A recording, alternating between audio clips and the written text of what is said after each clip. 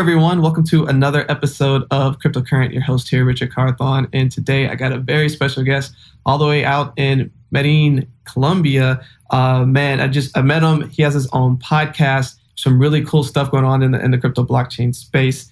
And so many cool things that Brandon's working on. But anyway, Brandon, really appreciate you joining us here today. Absolutely.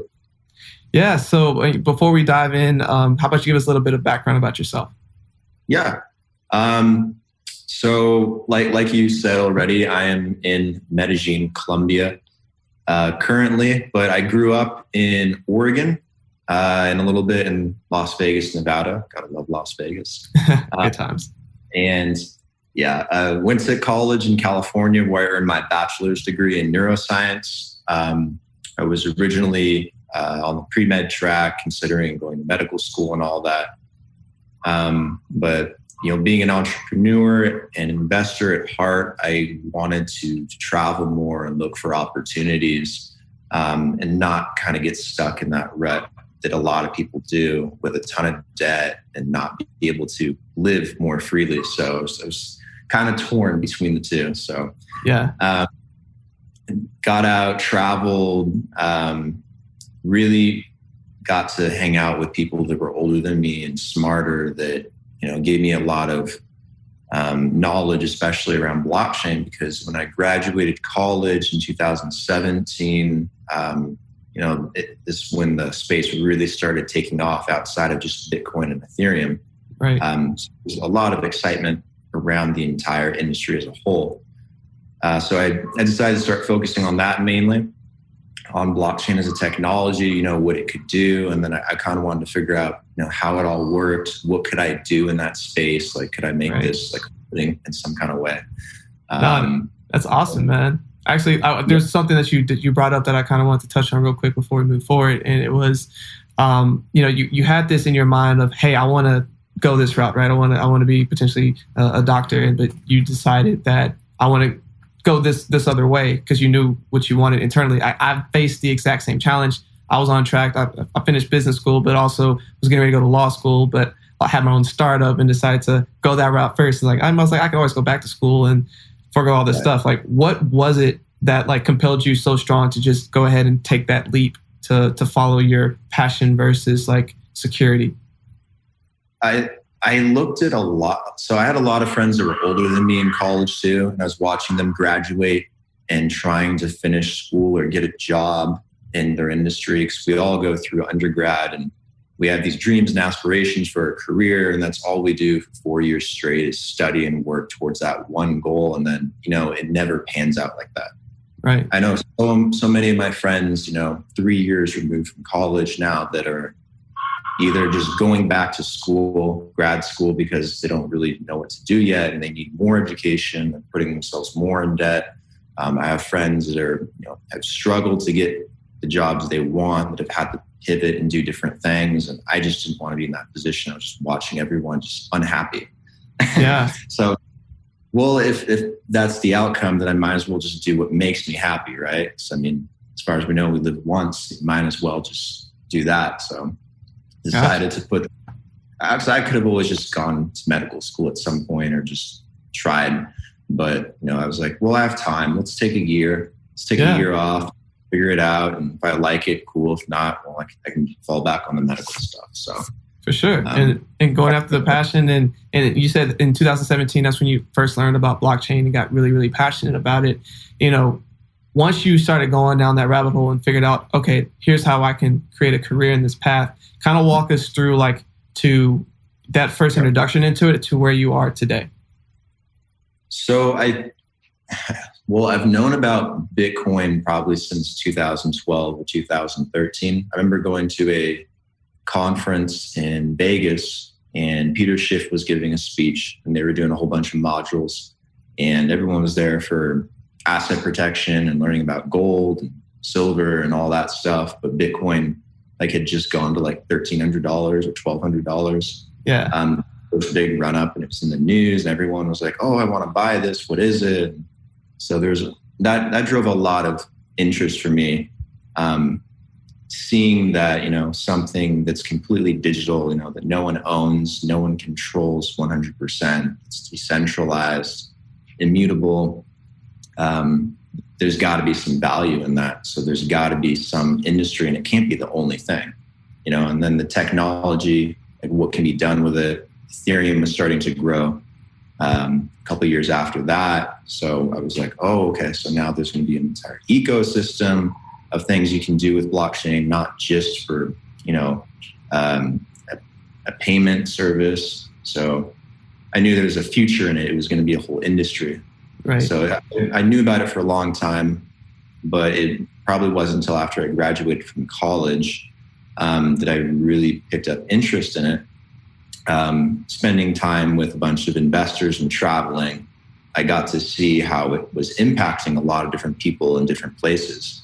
Was able to go to Germany, Canada, Brazil, Argentina, Colombia, of course, Panama, various places in the US, state by state. Got to see how people are implementing it, working with it and pulling out these projects to try and find solutions to real world problems. So I definitely got interested because I was kind of around it a lot.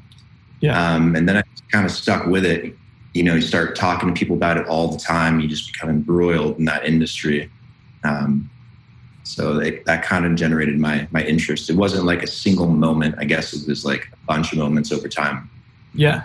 Kind of like this whole trajectory of okay, here's one piece, here's another element, here's another element. And it kind of just built on top of each other into this momentum of okay, I guess this is the direction that I'm being called towards. Let me see how far this can go. And within that, at some point, you started the BlockHash podcast. So can you tell us a little bit about, what that is and what you're doing with that? Yeah. So one of the biggest things I realized, as an investor, as an entrepreneur, you look for opportunities in different sectors. That's what you do. So I was looking at blockchain. I was like, what is it missing? And the biggest thing that was missing was education. Every time I talked to someone about crypto, blockchain, or Bitcoin over the last couple of years, most people have no idea, or they know very little about it or have a very generalized notion of what it is. So I was like, okay, well, if this industry is really going to take off at some point and it's going to be legit, and then there has to be some education out there. Trying to build bridges and connect people with these projects and help make this stuff work. So I figured the best way to do that would be to have a podcast. I had started my company, BlockHash, a couple of years ago and just did a whole bunch of consulting, but it became apparent to me that it'd be easier if I did a podcast, and then I could get that information out there quicker and to a bunch of people, and I could have conversations with awesome, interesting people that are in the industry. And it would, do a lot of good for me personally, learning about this stuff on a weekly basis, but also being able to share that with people and then make money off that, I guess, in the future. But the connecting with people and building those relationships and learning about the industry has been incredibly invaluable. It's probably one of the best things I've ever done is starting a podcast. Yeah, I would co-sign that. Yeah, I mean, we have a pretty similar story in that sense of, as I learned about this, I saw there, just like you said, a giant gap in the educational piece. And a lot of when I first learned about it, so I didn't learn about it until early 2018. And the first thing was well, why haven't my circles been talking about this -- why hasn't this been put on my radar until now? And then as I was trying to go get more information about it, everything was so technical that everything was just so not made for your everyday person to try to come on and understand and then proactively have action steps to get involved. And so wanted to try to create a platform that could help facilitate that. But just like you said, one of the most valuable things, hands down, has been the relationships and meeting incredible people working on incredible projects who are very passionate about what they do. And I love surrounding myself with people who are passionate about what they're doing, but then are also working on really cool things within this space as well. Yeah, and podcasting is huge right now too. It's been growing tremendously over the past, few years, 5 years or so. So it's a medium people, go to learn about things. And when you're having conversations with people directly, people will tune in because it's better information rather than seeing it on the news or, just hearing about it from someone else, you having that direct contact with someone, being able to learn exactly what's going on with the project, learn exactly what's going on in the industry when there's a swing up or a swing down or something new is on the scene. Being able to talk to those people. I mean, people find that stuff really valuable. I'm sure you know that firsthand as well. So podcasting is just a great medium in general. For sure.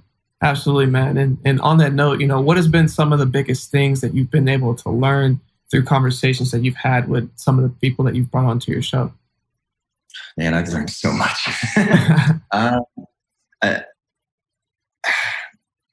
Learning the things you hear sometimes, the hype, it's really not what it seems like. Like, for example, there was a lot of people that are attacking Hedera Hashgraph for a long time, saying that it was just a Ponzi scheme. It was something that couldn't compete with blockchain, because everyone was trying to figure out, well, can you do something similar to blockchain but that isn't like blockchain? Could you take a different mathematical approach? So there was a lot of community pushback against things like Hashgraph. I remember talking to Lehman on the podcast about it, and he was probably one of the smartest guys I've ever talked to. Yeah. And definitely changed my opinion completely on that project. And that's happened with a lot of people too. I think it's very common in podcasting and radio and talk shows. You get people on in person and you have conversations with them, and you find out that it's usually stories are completely different than what you're hearing.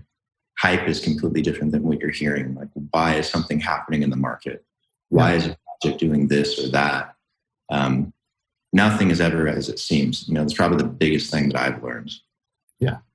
And I think that's a really good point. And just like you said, the transparent conversation with someone who you might go into a conversation feeling one way, and then by the end have changed your opinion a little bit just from having very candid conversations and just hearing a differing side without necessarily an agenda, right? It's just that open conversation to try to receive what someone is telling you in that moment, that can help transform, like, just change something just a little bit in your mind, right? Because I think there are a ton of gems in podcasts and in conversations and things that can be taken away. But if one thing is said that triggers something in your mind to make you act and do something new in your life, that's a win. And I try to get just a couple of those per episode, that hopefully someone hears something that triggers something and they now want to go do something about it.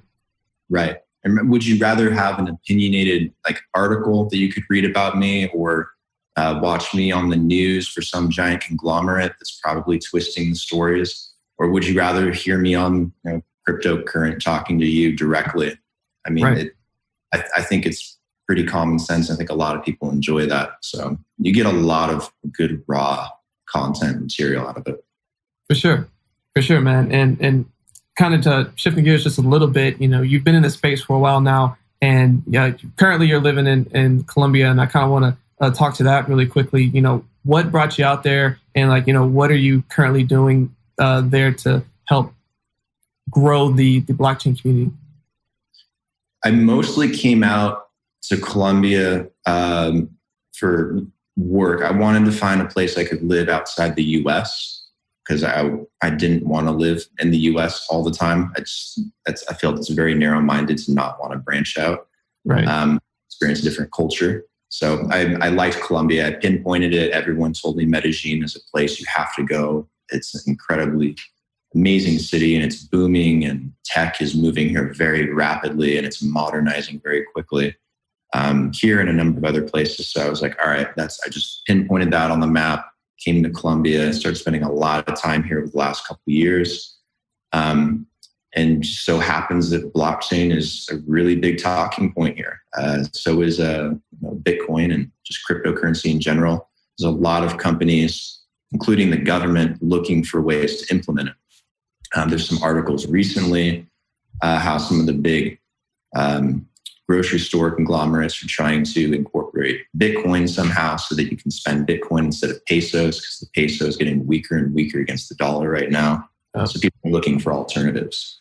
And then the government wants to be able to implement blockchain so that they can solve certain corruption issues, maybe implement voting on a blockchain, or use it in ways that could help raise people out of poverty in Medellin, because there's a lot of people that are impoverished still. So there's a lot of things that people are working on, and over the next 4 or 5 years, this decade, you'll see tremendous growth in Colombia. I guarantee it. There's so much tech moving here. It feels like Silicon Valley sometimes. You got robots delivering you food to your house.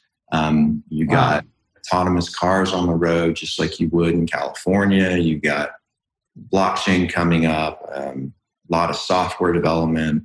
I mean, it's modernizing very, very quickly. So recommend it to anyone. You want a place to travel to, come to Colombia. It's not what you think. Yeah, no, that's cool. Thanks for putting it on my radar. I mean, I have one of my good friends from college who lives out there, who has said, kind of voiced a couple of things in that space of tech is actually picking up a lot out there, but I also didn't know from the fintech side with, crypto and blockchain that it's becoming a scene as well. So definitely going to want to find a way to go out there, especially if there's some sort of conference after all this COVID stuff's over. I'm going to personally try to find a way out there. Yeah, just work on your Spanish a little bit. Tickets are pretty cheap. The cost of living is very cheap. You'll enjoy it very, very much. It's also a beautiful city too, and people are super nice. So a lot of people have the stereotype that it's, still stuck in like the 90s and you got narcos running around and you get kidnapped. But I mean, it doesn't really happen. It's pretty rare nowadays. So gotcha. No, that's good to knock down that stereotype and to change that narrative for sure. But another kind of question that I have for you is, 2020 been a interesting year to say the least, and a lot has happened to push the crypto and blockchain scene a lot faster than I think would have happened otherwise. What are some things that you think are on the horizon in this space that you think people should be aware of? Regarding, the effect of the quarantine? I mean, in effect of, where cryptocurrency is headed, where DeFi space is headed, where blockchain is starting to be implemented more than just cryptocurrency, but like all across, like anywhere. Sure. I think we could probably theorize on this forever, for hours, but, Bitcoin is showing a lot of parallel to gold right now. It has performed very, very well, along with most of the crypto market since the pandemic hit. Because a lot of people went for a cash grab and then they started buying harder assets. And then Warren Buffett recently pretty much divested and reinvested into Barrick Gold and other solid assets. And, Bitcoin has been following those very, very tightly in the charts and its performance and its ideology. When people look at it, people think of Bitcoin more as an asset nowadays than they do money. So I think that's begun to shape up a lot. Bitcoin has definitely grown, I think, a lot this year in terms of how people look at it, what the mindset is. So, I'm very bullish on Bitcoin's future. It's not going anywhere, and I think it's really starting to kind of shape up. In terms of things like DeFi, it's very young, as the entire industry is, and I think it has a lot of things to work out. One of them is collateralized loans. A lot of people are finding great uses for them, but they're also getting killed by them when the market swings, because there's not a lot of stability in the market and people aren't quite educated. So when you don't have a bank doing it for you, you're doing it yourself, you don't have the same asset management or the same monetary controls. So there's a lot of people, again, just not quite educated in what they should be doing in those situations. They're kind of getting stuck. So I think DeFi has a lot of room to grow, but it is a promising area in the space. Staking is another big one. Slowly getting away from proof of work is going to be huge. Yeah. One of the biggest turning points that we'll have to look at is what happens with Ethereum 2.0. Do we actually... Does it come through? Does it happen? And does it happen? Does it work? Does it make a difference? Because Ethereum controls the entire market share for what dApps can be and what you can build on blockchain. Ethereum is the place to go. So if Ethereum fails, and they can't adapt like Cardano is or EOS is or Neo is, then it's going to lose a lot of market share to other projects that are excelling right now. Cardano, Tezos, Neo, EOS, name tons and tons of them. Chainlink is doing well. Polkadot is doing well. Ethereum's at the edge right now. That's dominance, I'd say, in the space. If it doesn't progress and shift from proof of work to proof of stake and show that it can scale and eliminate the gas issues, then I think it's going to start losing that competitive advantage. If it does, and then you'll continue to see Ethereum dominate the space, but I don't think it's going to happen. So I think that's going to be a huge turning point for where people begin to invest their money and put their trust when they start building things, because it's kind of how the whole space works. Where do you want to build on? What's the best blockchain? Which one is going to be reliable? So reliable and scalable. Big up in the air question. Can Ethereum do it or not? So that's the one thing I'm watching. Yeah, same. And thanks for elaborating on all those. I think personally as well with ETH, I think I used to say a lot that I feel like it's too big to fail, but it's at a point, it's at that inflection point right now. It's do or die time. And I think they only have so much more time and people willing to wait to figure that out, because otherwise it's becoming way too expensive to keep building on top of. And it's taking too much time, and it's making people who are building really cool things to reconsider and be like, all right, well, guess I just got to restart. And they're starting to do cost analysis on do I just switch to EOS or Tezos or any of these other ones? And because that's already starting to become conversations and thought processes, I agree that ETH is on borrowed time right now and needs to come up with some sort of solution sooner than later. So that will be very interesting. The example I like to use all the time for Ethereum is, what if Microsoft said they wanted to build this awesome dApp on top of Ethereum with this awesome use case, whatever it may be.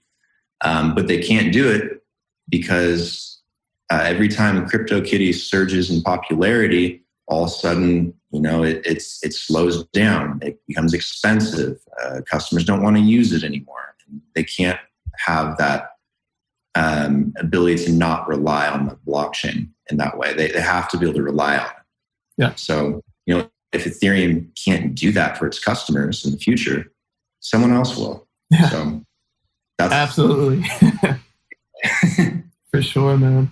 Well, hey, I really do appreciate you spending some time with us, putting a lot of that on our radar. And what is a final thought that you want to leave with all of our listeners here listening today?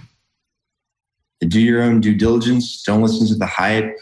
And nothing is always as it seems, especially in this space. There's a lot of news. There's a lot of false news. People say a lot of things on crypto Twitter. It's a wild world. It's early. So, do your own research. You'll be surprised what you learn, and you'll see a lot more success out of that. For sure. Well, thank you for that final thought. What are some ways that people can connect with you and learn more about what you have going on and learn more about BlockHash?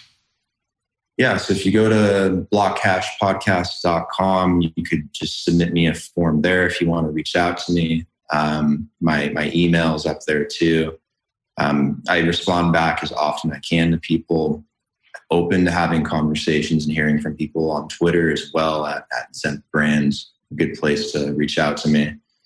Podcast is on every Wednesday, generally with a new guest, and it's on pretty much every platform imaginable. So it won't be hard to find. But that's about all you need to know. Gotcha. Well, I appreciate it, Brandon. Thanks for spending some time with us today. And for everyone listening, stay cryptocurrent. Hi, everyone. Thanks for listening to another episode of Cryptocurrent. For more information on this episode and all of our episodes, please visit us at www.crypto-current.co. Stay up to date with the latest news in cryptocurrency. You'll receive daily emails Monday through Friday that are personalized and curated content specific to you and your interest, powered by artificial intelligence. Are you an accredited investor looking to invest in cryptocurrency? Crescent City Capital can help. Go to crescentcitycapital.com for more information. If you're finding value in our content, please take 5 minutes to leave a 5-star review and a great comment. Also, please make sure to share this podcast with others. Hello, everyone. I hope you're enjoying the quality of this podcast. I can only thank my amazing producer, Andrew DeRitter, with DeRitter Productions, who has put this together. If you have any podcast, visual, or video needs, please go to DeRitterProductions.com. That's DERITTER Productions.com.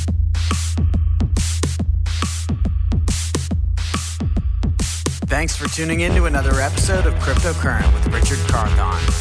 We'll be back with more exciting developments from the world of blockchain and cryptocurrency next week. But until then, stay cryptocurrent.